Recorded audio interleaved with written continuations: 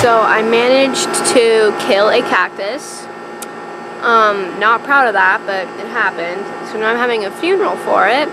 His name was Philip and he had a whole family. So I hope you enjoy, I guess, right? It's gonna be a little sad.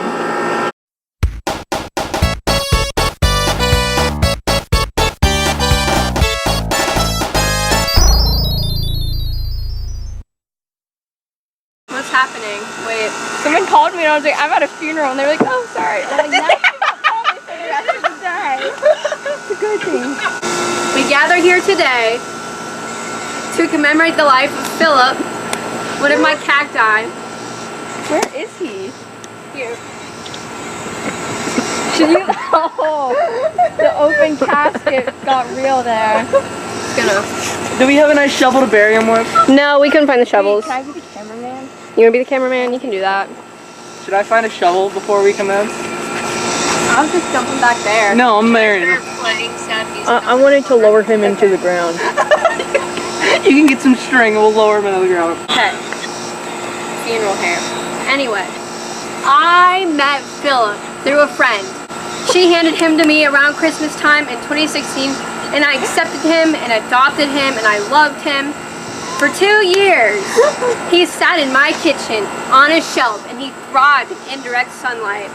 I watered him with an ibuprofen measuring cup once a month. He was blooming, and life was sunshine and rainbows for all of his life.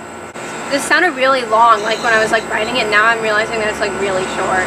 Things got even better when Philip was introduced to Butch Cassidy, a plant that my grandma gave me around Christmas time 2 years later.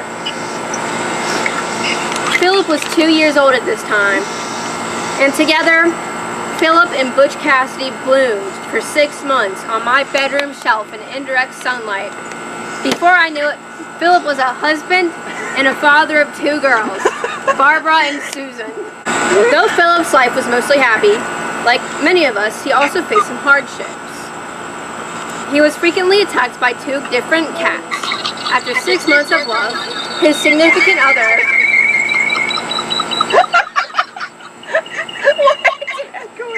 His significant other, I joined in. Butch Cassidy, was murked by one of the cats. Oh, so sad. After this, Philip went into a depression. He hid in dark corners, away from the sunlight, and forgot to feed himself. I forgot to feed him as well. One death led to another.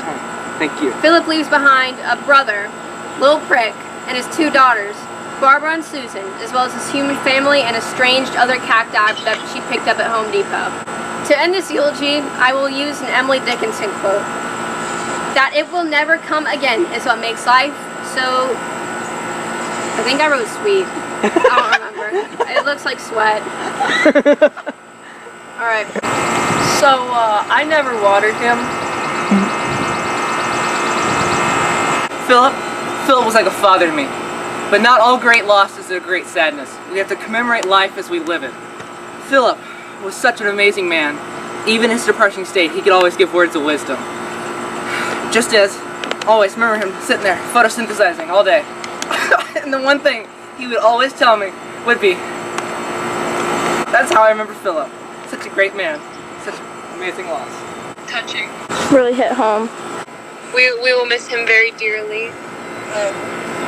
Lil Prick is too sad at the moment to speak on behalf of his brother, but you know, his condolences as well. He's very upset. I'm very sorry for your loss. As a mother of a cactus myself, I can't imagine what you're playing it.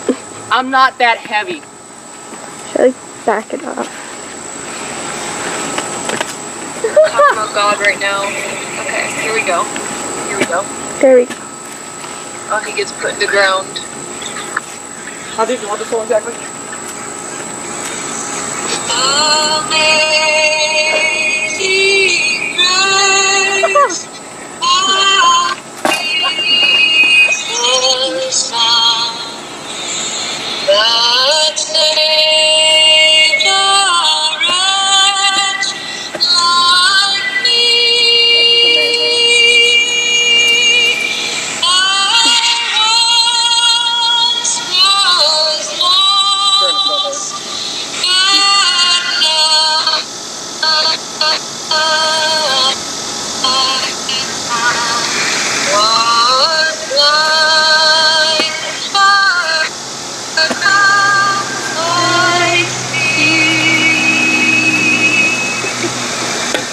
Beautiful.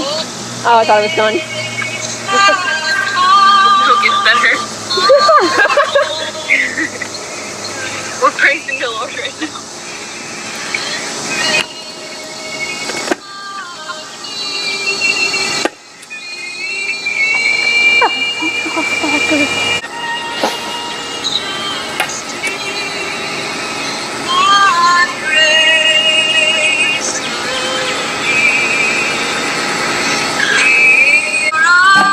Okay, good. Put it in there. Yeah, You soon. such a loss. Ah, Okay, come here, I'll fill up the hole now. this? Yeah. Okay.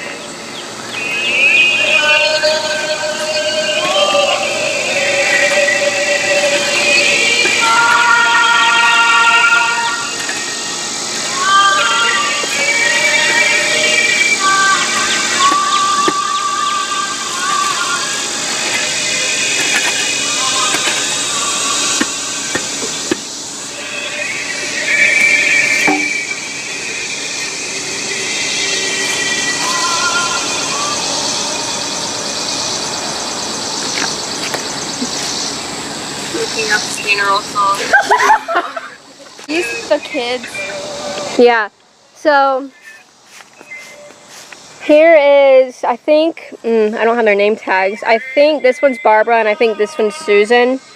And then this is his distant cousin and his other distant cousin.